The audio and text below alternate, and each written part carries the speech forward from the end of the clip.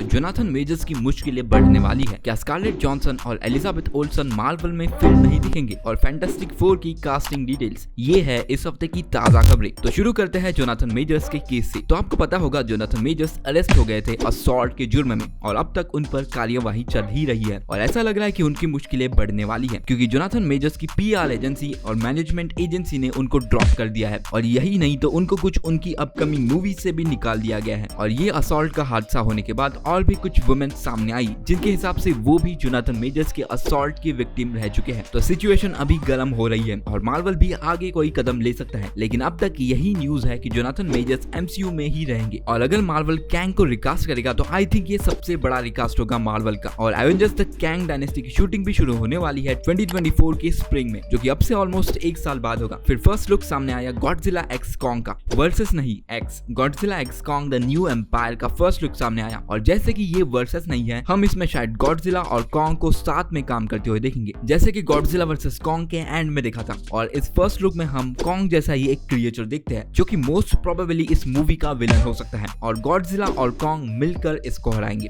फिर ऐसे रूमर्स आ रहे हैं कि केविन फाइगी अभी मार्वल के फेज 4 और फेज 5 की पहली मूवी एंटमैन के बैकलैश के बाद अच्छे डायरेक्टर्स यानी कि एक्सपीरियंस डायरेक्टर्स चाहते हैं मार्वल की अपकमिंग मूवीज के लिए, जो कि रूमर्स के हिसाब से केविन फाइगी को एक्सपीरियंस डायरेक्टर्स के साथ काम करना इजी होता है, जैसे कि सैम राइमी जिन्होंने कि doctor strange in the multiverse of madness को डायरेक्ट किया था। तो अगर ऐसा होता है तो ये अच्छी बात होगी। और वैसे भी तुम टाइका वाइटिटी को फिर से काम नहीं दे सकते। फिर डीसी की नई सुपरमैन मूवी सुपरमैन लेगेसी की शूटिंग शुरू होने वाली है जनवरी 2024 को। तो हम लोगों को इस साल इसकी कास्टिंग देखने को मिल जाएगी, जो कि काफी इंटरेस्टिंग होगा कि हेनरी कैविल के बाद सुपरमैन कौन होगा। और उस बेचारे एक्टर के लिए भी ये एक सुसाइड मिशन टाइप होगा, क्योंकि उसको जम के गालियां पड़ने वाली है हेनरी कैविल के फैन से। फिर transformers the rise of beast का ट्रेलर आने वाला है 27 अप्रैल को और ट्रांसफॉर्मर्स की एक एनिमेटेड सीरीज भी आने वाली है, जो कि ऑप्टिमस प्राइम और मेगाट्रॉन का ओरिजिन बताएगा। वैसे तुम्हें क्या लगता है ये ट्रांसफॉर्मर्स पैदा कैसे होते हैं? कुछ होता है क्या इनमें ऑर्गन्स टाइप या कुछ घुसाना पड़ता है किसी चीज में? फिर स्कारलेट जॉनसन ने एक इंटरव्यू में कहा कि वो कभी भी वापस नहीं आने वाली ब्लैक विडो को प्ले करने के लिए, उनको जो भी करना था वो कर चुकी है। फिर एलिजाबेथ ओल्सन ने भी कहा कि उनका भी कोई एक्टिव कॉन्ट्रैक्ट नहीं है मार्वल के साथ। फिर फैंटास्टिक फोर से कास्टिंग की कुछ खबरें सामने आई, जहां कि ऐसा कहा जा रहा है कि रीड रिचर्ड्स का रोल ऑलमोस्ट 90% प्ले कर सकते हैं एडम ड्राइवर, जो कि स्टार वॉर्स की मूवीज में काइलो रेन का रोल प्ले कर चुके हैं और एक्टर तो बढ़िया है ये। और सू स्टॉर्म जो कि रीड रिचर्ड्स की पत्नी होती है, उसके लिए 4 एक्ट्रेस फाइनल की गई है और इनमें से कोई एक प्ले कर सकती है सू स्टॉर्म या इनविजिबल वुमेन,